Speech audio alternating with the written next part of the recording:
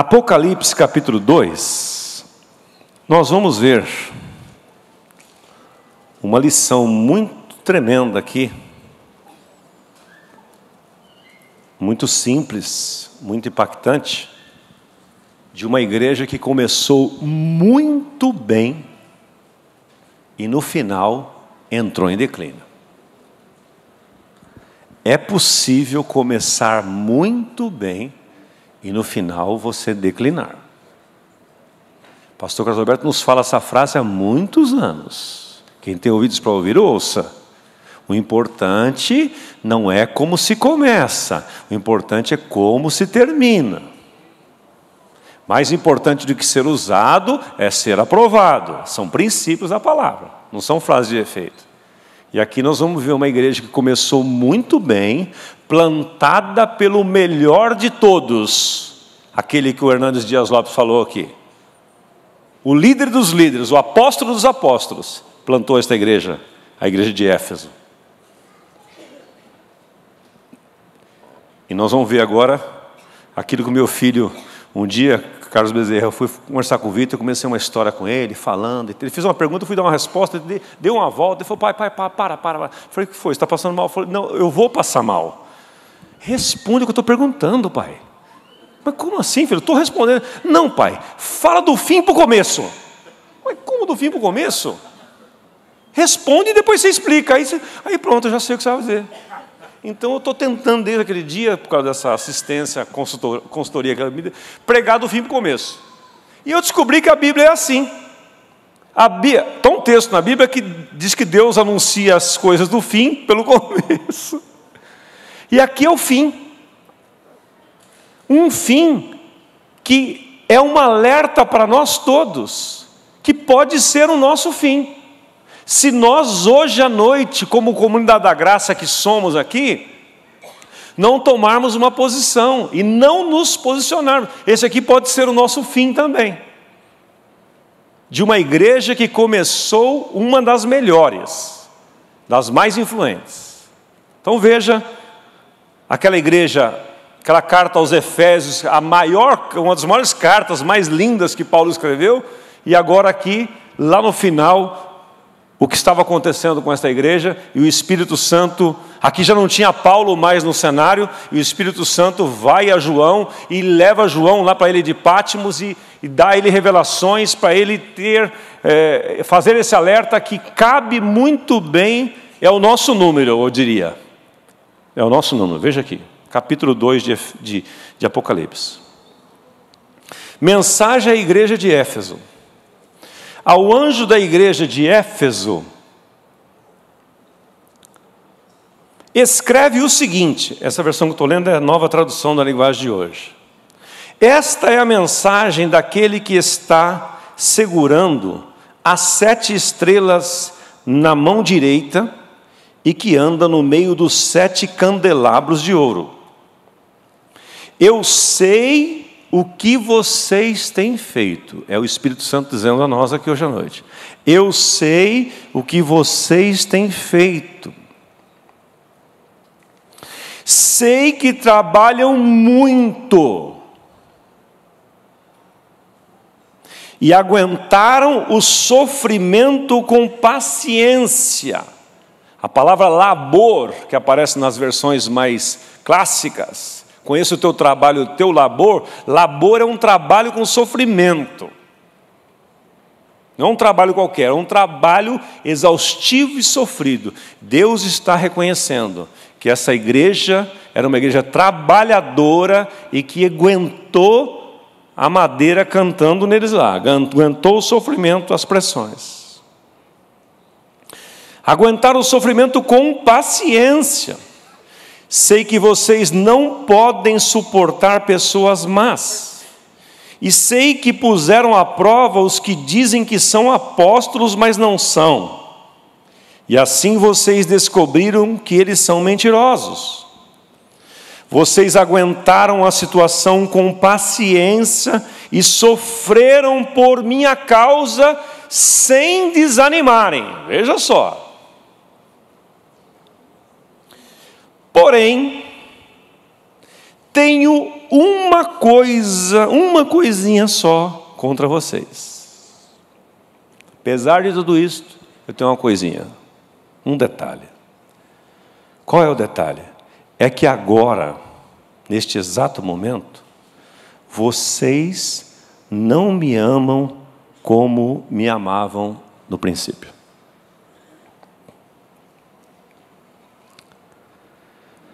Lembrem de quanto vocês caíram, ou de onde vocês caíram. Arrependam-se dos seus pecados e façam o que faziam no princípio. Se não se arrependerem, eu virei e tirarei o candelabro de vocês do seu lugar. Mas vocês têm a seu favor isto: odeiam os nicolaítas. Fazem como eu também odeio. O que eles fazem, como também odeio a eles. Portanto, se vocês têm ouvido para ouvir, então ouça o que o Espírito de Deus diz às igrejas. Aos que conseguirem a vitória, eu darei o direito de comerem do fruto ou da fruta da árvore da vida que cresce no jardim de Deus. Meus amados, dentro do tema que nós recebemos da parte de Deus, através do nosso pastor Carlos Alberto para este ano, de 2015, eu fiz 4 slides para você aqui, só para pontuar, para objetivar. O Diego vai colocar para nós aí sobre o caminho para a plenitude, baseado neste texto aqui. Qual que é o caminho? Todos aqui querem a plenitude de Deus na vida, não? Levante a mão, diga: eu quero, eu preciso. Então tem um caminho para nós chegarmos lá. E aqui nesse texto tem um caminho que aponta para lá. O projeto de Deus, em Efésios 3,19, conhecer o amor de Cristo, que excede todo entendimento, para que sejais tomados de toda a plenitude de Deus. Deus não dá o Espírito por medida. Deus é generoso, Ele não é mesquinho. Como disse o Antônio Carlos, eu quero tudo. Eu quero tudo. Aliás, ele acabou de mandar um WhatsApp para mim, viu, Júnior? Encantado. Ele chegou no Rio, eu tinha mandado para saber se ele chegou em tempo de pegar o voo. Falou assim: Osmar, eu estou encantado com tudo que eu vi. Que doçura, que amor, vocês são uma igreja verdadeira. E a hora que ele saiu daqui, ele e o Eibe, que eu fui despedir deles aqui, falou: Osmar, eu sinto, os dois dizendo, eu sinto que há um negócio diferente no ar na Comunidade da Graça. Eu sinto que 2015 vocês vão romper mesmo, vocês vão explodir. Os dois falando a mesma coisa. Então eu sinto a mesma coisa, e você também sente. E eu dizia para eles: esse para nós tem sido o melhor encontro, não é, pastor? Está leve, porque nós fizemos o trabalho antes. Quando você faz o trabalho antes, fica leve na hora, porque nós queremos toda a plenitude de Deus. E na Bíblia a mensagem diz lá: vivam uma vida cheia da plenitude de Deus, que é o Efésios 3,19. É viver a vida. Não é só quando você vai pregar, não é só quando você vai para o seu G100, para a sua célula, mas é viver a vida o tempo todo, como Deus falou conosco aqui, em comunhão. Então qual é o caminho? Vamos lá. Plenitude, essa palavra no dicionário Strong's que eu tenho na minha Bíblia virtual aqui, mostra claramente que a palavra pleroma, né, que é aquilo que é preenchido. Plenitude, aquilo que está cheio, está preenchido. No Novo Testamento era o corpo dos crentes que está cheio da presença, do poder, ação e riquezas de Deus e de Cristo. Isso que é plenitude. É o seu corpo, é você onde for, a plenitude vai junto. Você é o templo do Espírito Santo. Você vai sair daqui, vai para o seu trabalho na segunda-feira, vai para a sua comunidade, a plenitude vai junto, o Espírito Santo vai dentro de você, ele mora em você, ele habita em você. Vós sois santuários de Deus.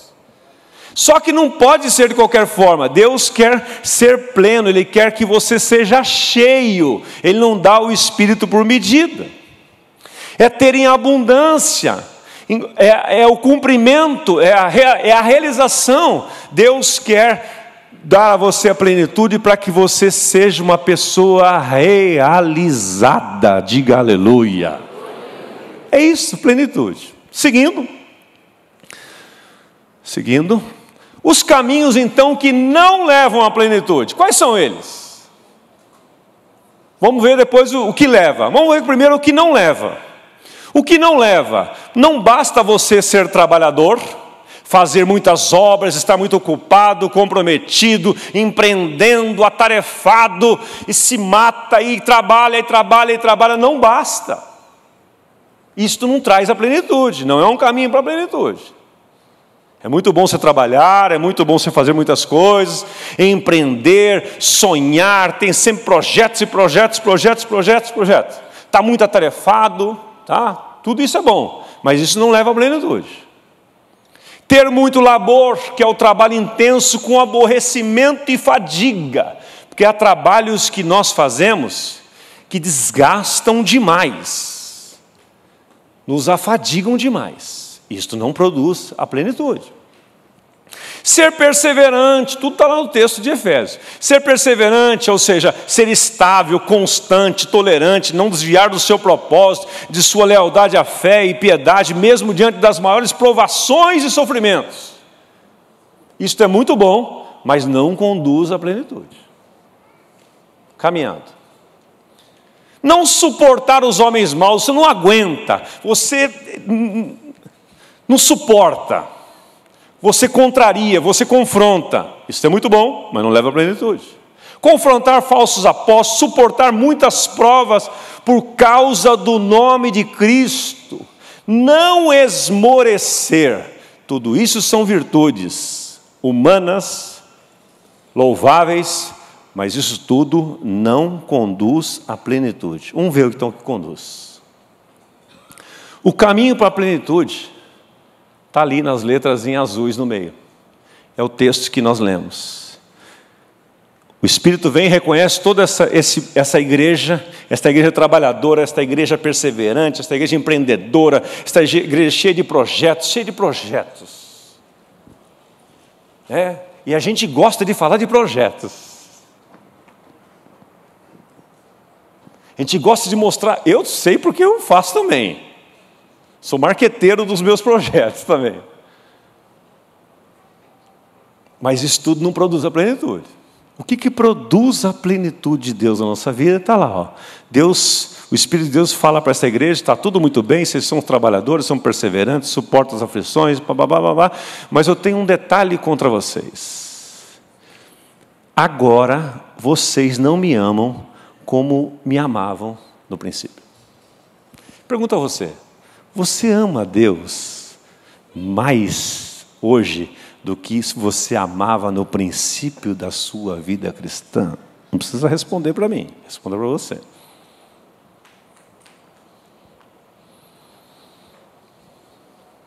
Você é capaz de fazer aquelas loucuras que você fazia no início da sua vida cristã, quando você estava tremendamente apaixonado por Deus?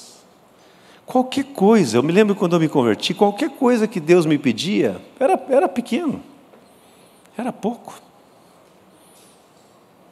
Fazia cada loucura.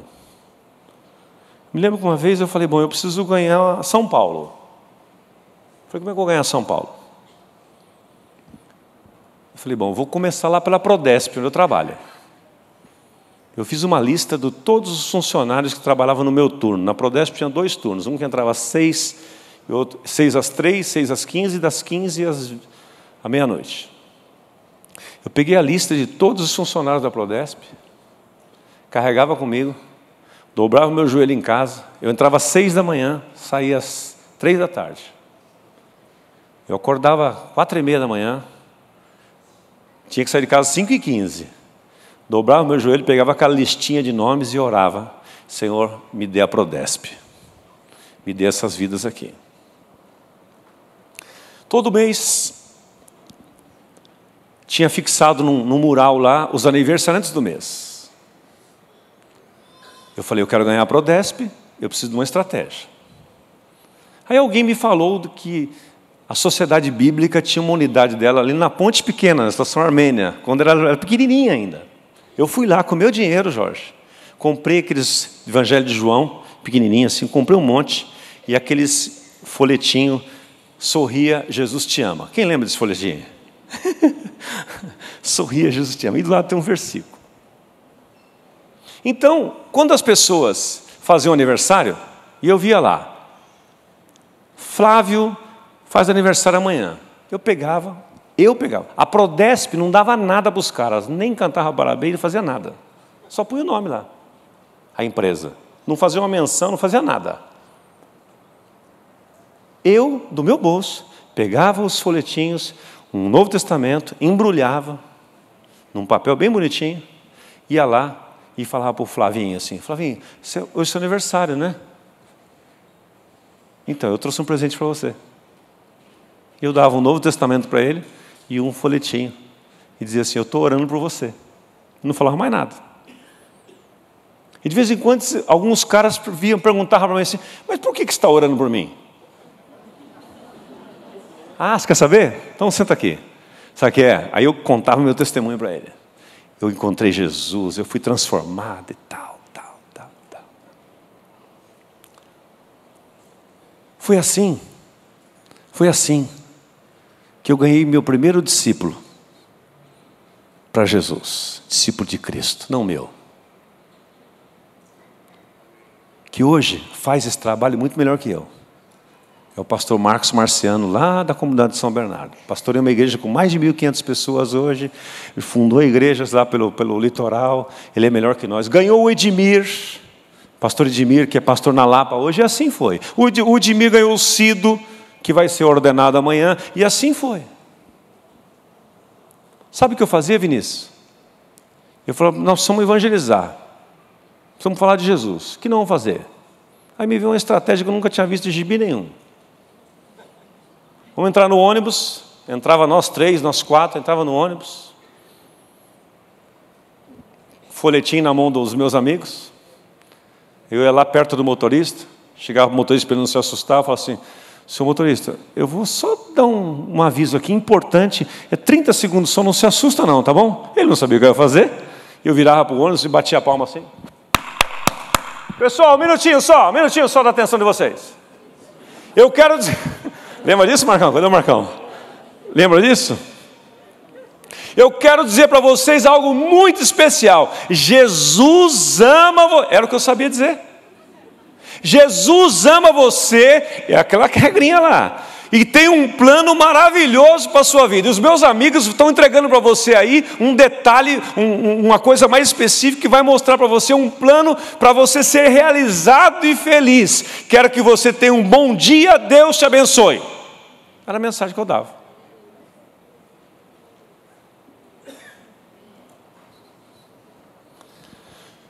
Uma vez eu trabalhava muito, andava pelo centro da cidade, e tinha um tal de Souza que pregava na Praça do Patriarca, ao ar livre.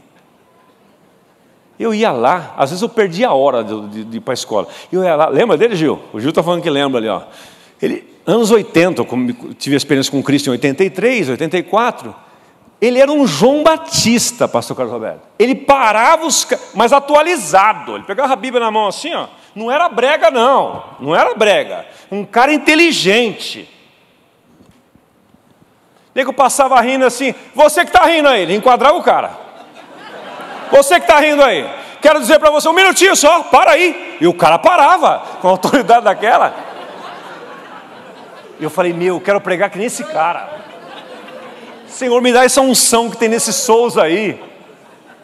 E o que aquele cara ganhou de gente naquela Praça do Patriarca, onde tem a Bolsa de Valores, o Banespa ali, perto onde andou muito ali. E eu ficava encantado com aquilo. Eu queria ser pregador de praça pública. Então, gente, você vai saber onde eu vou chegar com essa história. Você já sabe, já. Agora, quero saber o seguinte, Deus está perguntando, você me ama como me amava no princípio?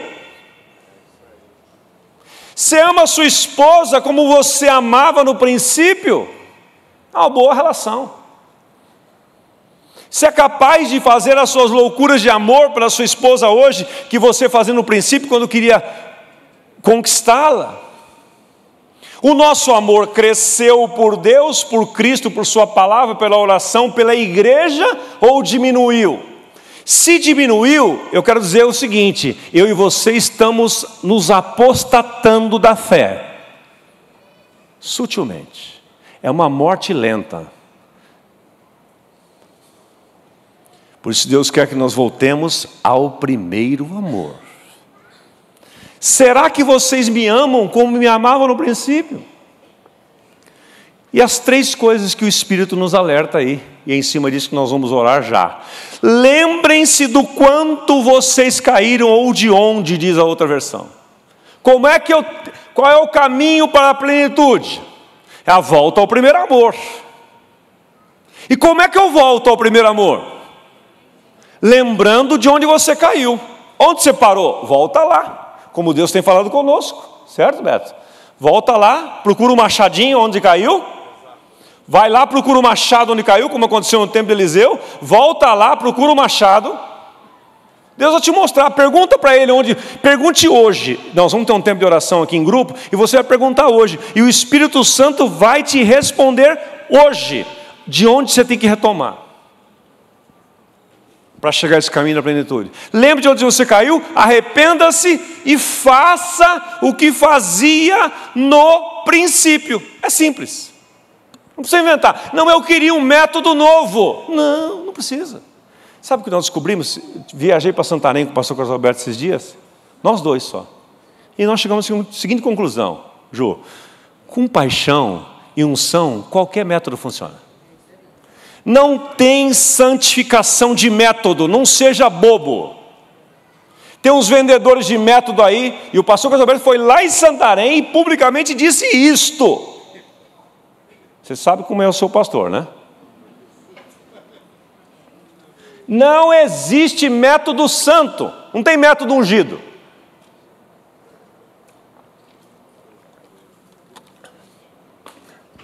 Como lembrou o Glênio Paranaguá lá atrás para nós, o homem busca métodos, Deus busca homens. Lembra daquele encontro lá na Chácara dos Sonhos? Está me vindo aqui. A tarefa da evangelização, aquela apostila azul que nós fizemos. Deus busca, o homem busca métodos, mas Deus busca homens mesmo.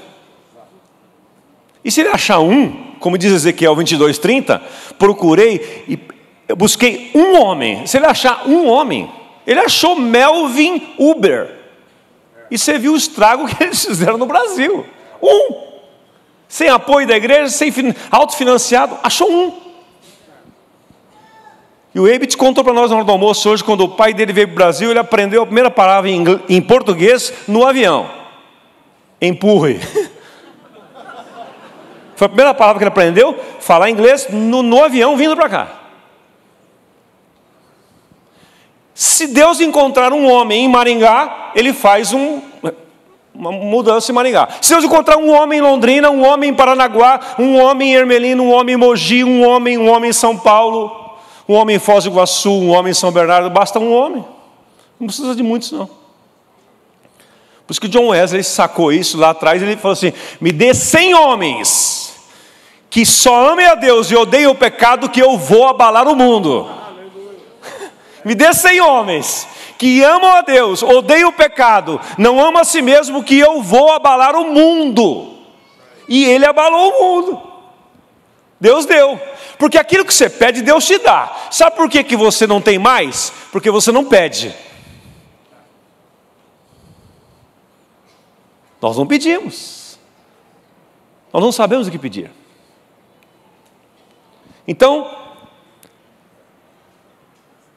o último tiro ali: se não se arrependerem, eu virei e tirarei o candelabro do lugar de vocês. Deixa eu ler o que eu vi aqui hoje à tarde. Num comentário do John Maxwell. A igreja de Éfeso nos dá uma ilustração clássica de como podemos falhar em relação às prioridades. Líderes não podem simplesmente se manter ocupados. Tem gente que se vangloria de estar ocupado. Você fica, como é que está? Rapaz, está uma correria. Pô, está uma correria. Que correria? Correndo para onde? De quem? É mais fácil. Para dizer, não tenho tempo para você. Eu estou dizendo, não tenho tempo para você. Não tenho tempo para nem te ouvir. Não me fala mais nada. Eu estou ocupado. Líderes não podem simplesmente se manter ocupados. Eles precisam ocupar-se com as atividades certas. Eles devem mais do que fazer coisas. Eles devem fazer as coisas certas. Você sabe o que eu descobri pensando nisso hoje à tarde? Sabe o que nos cansa muito, nos exaure? Quando a gente faz a coisa errada. Quando você quer fazer o que Deus não mandou você fazer.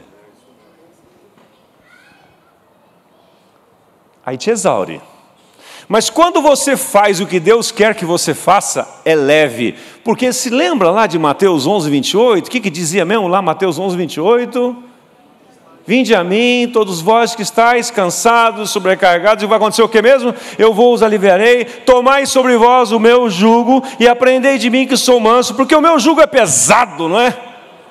Não, o meu jugo é suave. Se está pesado, não é de Jesus.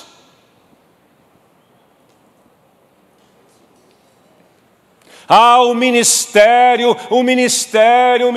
Nós contávamos hoje, relembrávamos a vida do pastor Antônio Elias, que viveu até os 97 anos.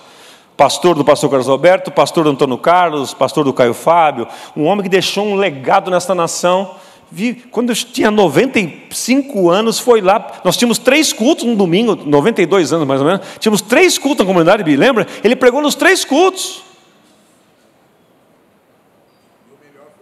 E o melhor foi o terceiro. Está lembrando o pastor Carlos Alberto aqui? O melhor culto foi o terceiro. Nós tínhamos como hoje nós temos 3 cultos na sede, naquela época nós tínhamos também, antes de Ermelino e Itaquera serem liberados, pregou os 3 cultos.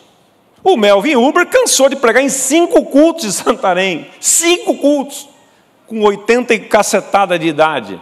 Então, quando você faz o que Deus te chamou para fazer, é leve.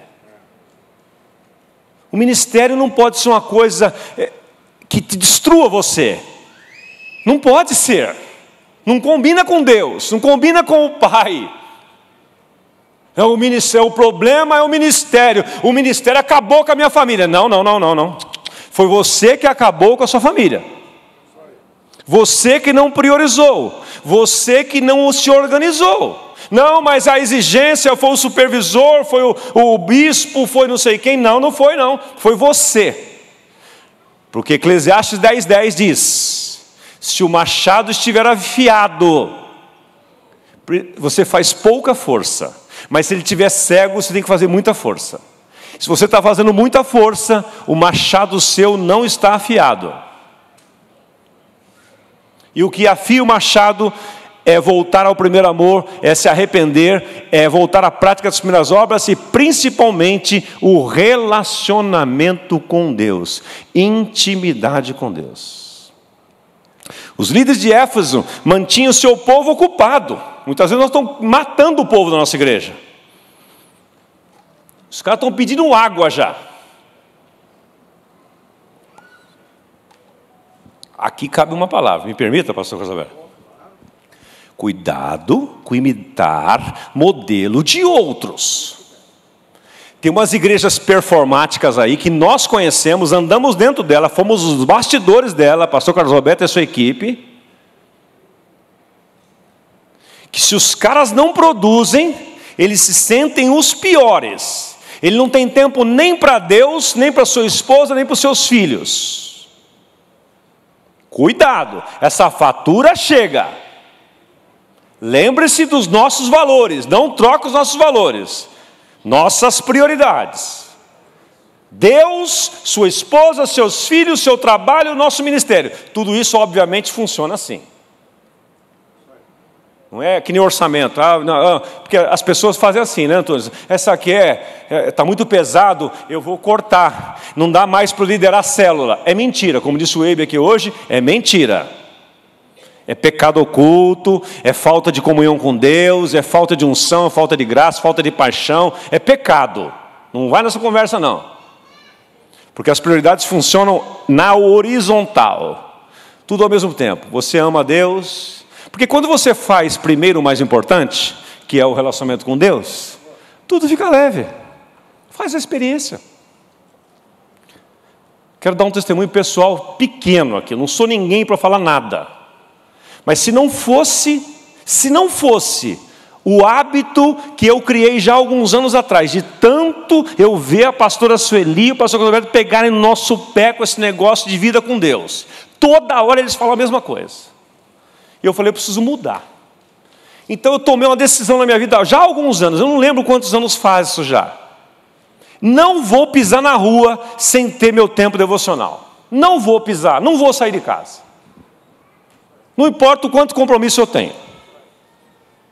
Se não fosse isso, eu teria sucumbido no ano 2013. Eu não seria profeta, sacerdote e rei para minha esposa, que enfrentou um câncer maligno, um tratamento pesado, uma depressão junto. E eu não parei nada das minhas atividades. Diminuí, óbvio. O pastor Roberto foi super cauteloso comigo. Ele, não, calma lá, diminua. Eu diminuí o ritmo sim, mas não parei nada não. Por quê? Porque aí que eu busquei mais a Deus. Eu tinha uma palavra de Deus todos os dias para minha esposa. Porque tinha dias que ela não aguentava levantar da cama. Depois de quimioterapia das vermelhas, quem sabe o que eu estou falando, sabe que o resultado que isso dá é 2, 3 dias de chumbado. E com uma depressão ainda junto. Eu tive que buscar forças aonde? No altar. E isto fez um bem enorme para mim, só acentuou. Então eu descobri que quando você faz o mais importante primeiro, o resto tudo encaixa. É que nem quando o pastor Carlos Alberto vai arrumar o porta-mala do carro. Nunca vi ninguém, né, Ju? Arrumar porta-mala que nem ele, né, Ronaldo? Ninguém nem se mete. Não, deixa aí. Ele traz as malas e põe lá. Eu já percebi o seguinte, ele põe as maiores lá no fundo. Quando você pega na sua agenda, no seu tempo, você faz a coisa mais importante primeiro, tudo depois cabe. E o mais importante é o nosso relacionamento com Deus. Os líderes da igreja de Éfeso mantinham o seu povo ocupado e o Senhor os elogia por seu labor, mas de modo algum eles abandonaram suas prioridades, mas de algum modo, melhor dizendo, eles abandonaram suas prioridades, que era o amor a Deus. Seu trabalho por Deus tinha efetivamente os afastado de Deus. Não permita que o seu trabalho para Deus o afaste de Deus. É uma loucura. Estou tão ocupado que não tem tempo para Deus. Você vai sucumbir, você não vai aguentar. Eles tinham as mãos ocupadas, mas os corações vazios. Eles tinham as mãos ocupadas e os corações vazios. O caminho para a plenitude está ali. Lembre-se de onde você caiu, arrependa-se e faça o que fazia no princípio. Senão Deus, não é homem que tira. Outra coisa aqui, pastor, tirar o meu ministério. Não é, a Bíblia não diz isso. Romanos 11, 29 diz que os dons e a vocação de Deus são arrependimento, são irrevogáveis. Ponto. Deus deu, nós vamos ordenar amanhã 64 pastores e pastoras aqui. Sabe quem pode tirar o seu ministério? Você. Só você. O pastor Carlos Roberto não pode tirar, a Sueli não pode tirar, o supervisor não pode tirar, ninguém pode tirar nada. Somente você pode perder aquilo que Deus te deu. E o candelabro aí, o candeeiro, estava pesquisando o que era isso, era como um olho. Candeeiro é aquela lamparina, a óleo, né? A azeite, essa linguagem é linguagem antiga. É para iluminar o caminho, para você ter visão. Quando você não se lembra de onde caiu, não se arrepende e não volta ao princípio, o candeeiro é tirado, a sua visão é tirada. E segundo o comentário do Strong's, isso referia-se às profecias do Velho Testamento. A profecia é tirada da sua vida. Você se torna repetitivo, cansativo e não produz mais vida. Que Deus tenha misericórdia de nós. Vamos ficar em pé.